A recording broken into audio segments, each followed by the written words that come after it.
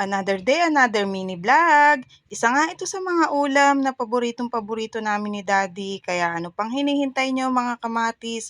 Tara, magluto na tayo. And hello mga kamatis! For today's mini vlog, samahan nyo na naman ako sa panibagong vlog ng buhay ko.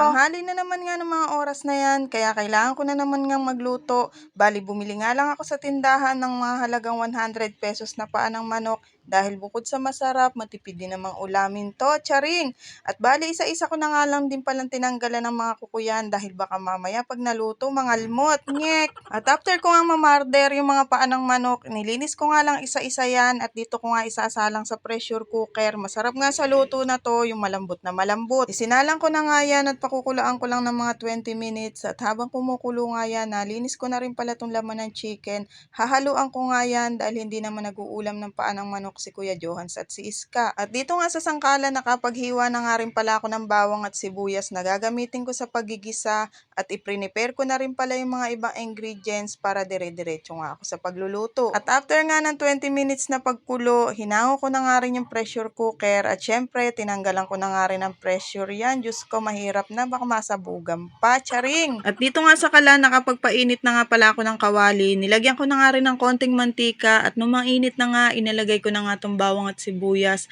Bali, hintayin ko lang na mag golden brown yan at after nga nyan, inilagay ko na nga rin tong mga chicken.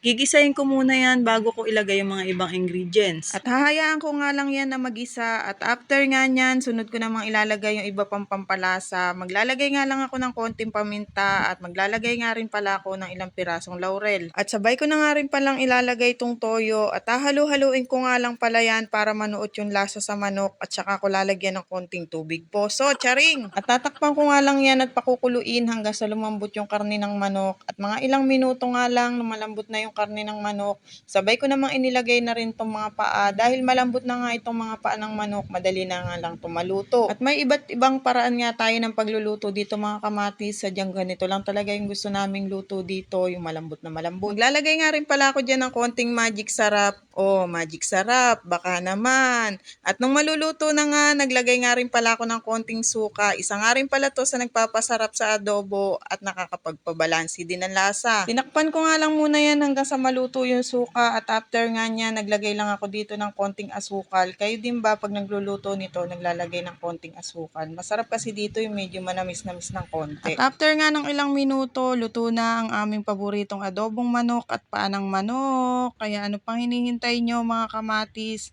Tara, kain na tayo. Thank you Lord for the foods. At hanggang dito na nga lang muna pala ang mini vlog ko. Kung bago ka nga lang sa page ko, paki-like, share, and follow na din. At see you sa next mini vlog ko. Ayun lang. Salamat!